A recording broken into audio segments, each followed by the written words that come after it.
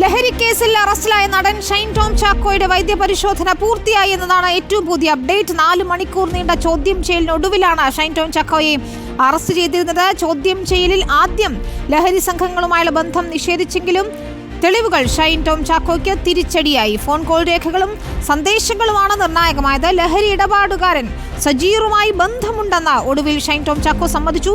20,000 രൂപയുടെ സാമ്പത്തിക ഇടപാടുകൾ ഇരുവരും നടത്തിയിട്ടുണ്ടെന്നും കണ്ടെത്തി. മെത്താഫെറ്റമിനും കഞ്ചാവും ഉപയോഗിക്കാറുണ്ടെന്നും ഹോട്ടലിൽ നിന്ന് ഇറങ്ങി ഓടിയ ദിവസം ലഹരി ഉപയോഗിച്ചിട്ടില്ല എന്നുമാണ് ഷൈൻ്റെ മൊഴി.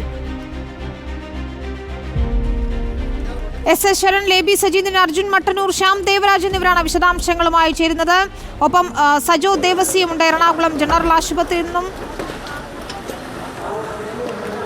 എസ് ശരൺ, വൈദ്യപരിശോധന പൂർത്തിയാക്കിയ ശേഷം നടനെ ഇപ്പോൾ തിരിച്ച് നോർത്ത് സ്റ്റേഷനിൽ എത്തിച്ചിരിക്കുന്നു എന്നാണ് മനസ്സിലാക്കുന്നത്. നടപടികൾ പൂർത്തിയാക്കിയ ശേഷം സ്റ്റേഷൻ ജാമ്യത്തിൽ വിട്ടയക്കാനാണ് തീരുമാനം, അല്ലേ?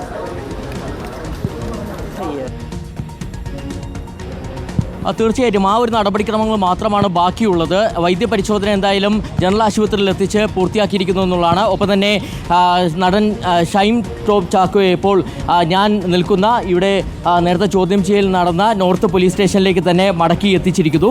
ഇനി സ്വാഭാവികമായിട്ടും ഇനി ചില നടപടിക്രമങ്ങൾ കൂടിയാണുള്ളത്. സ്റ്റേഷൻ ജാമ്യത്തിൽ വിട്ടയക്കുമെന്നുള്ളത് പോലീസ് നേരത്തെ തന്നെ അറിയിച്ചിരുന്നതാണ്. അപ്പോൾ അതിൻ്റെ അടിസ്ഥാനത്തിൽ ഇനി സ്റ്റേഷൻ ജാമ്യത്തിൽ വിട്ടയക്കുമെന്നുള്ളതാണ് നിലവിൽ മനസ്സിലാക്കാൻ കഴിയുന്നത്. എന്തായാലും മറ്റൊരു പ്രധാനപ്പെട്ട കാര്യം, വിശദമായ ചോദ്യം ചെയ്യൽ നേരത്തെ നടന്നിരുന്നത്. ആ ചോദ്യം ചെയ്യൽ ഷൈൻ നൽകിയ മൊഴിയുടെ വിശദാംശങ്ങൾ നമുക്ക് ലഭ്യമായിട്ടുണ്ട്.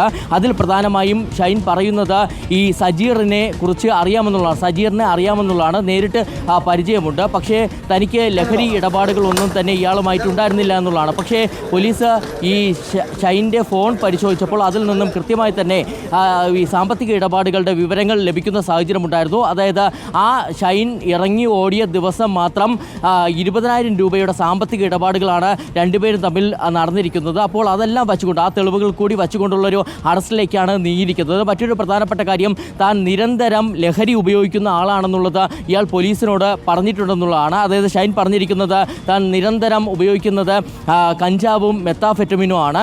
ഇത് എത്തിച്ചു നൽകുന്നത് സിനിമാ പ്രവർത്തകരാണ്, സിനിമയിലെ അസിസ്റ്റന്റുമാരാണ്. അവർ എത്തിച്ചു നൽകാറുണ്ട്, ഞാൻ ഉപയോഗിക്കാറുണ്ട്. പക്ഷേ ആ ദിവസം, അതായത് അന്ന് ഹോട്ടലിൽ നിന്ന് ഇറങ്ങി ഓടിയ ദിവസം താൻ ലഹരി ഉപയോഗിച്ചിരുന്നില്ല എന്നുള്ളതാണ്. ഇതോടൊപ്പം തന്നെ മറ്റൊരു പ്രധാനപ്പെട്ട കാര്യം, ആലപ്പുഴയിലെ ഹൈബ്രിഡ് കഞ്ചാവ് കേസിലെ പ്രതിയായ തസ്ലിമയെ തനിക്ക് അറിയാമെന്നുള്ള മൊഴി കൂടി ഷൈൻ നൽകുകയും ചെയ്തിട്ടുണ്ട്. അതായത് ഷൈൻ പറയുന്നത് പലതവണ തസ്ലിമയുമായിട്ട് ഫോണിൽ ബന്ധപ്പെട്ടിട്ടുണ്ടെന്നുള്ളതാണ്. എന്തായാലും ഈ കേസിൽ ഇത് അവസാനിക്കുന്നില്ല എന്നുള്ളതാണ്.